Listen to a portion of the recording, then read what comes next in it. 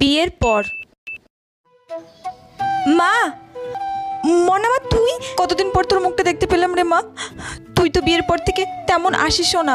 সবই তো জানো মা, তোমার জামাই কাজ কামের চাপে তেমন ছুটি পায় না, আর আমারও সংসার কাজের চাপে তেমন আশা হয়ে ওঠে না। মা শোনো না, আমি কিন্তু বেশিক্ষণ থাকবো না, দেখা করে চলে যাব। মনে শোন মা, আমি কিন্তু রান্না করেছি, দুটো খেয়ে তারপর যাবি। আচ্ছা ঠিক আছে মা, আমি আমি এক্ষুনি ভাত বাড়ছি। মনা নে মা, খেয়ে নে।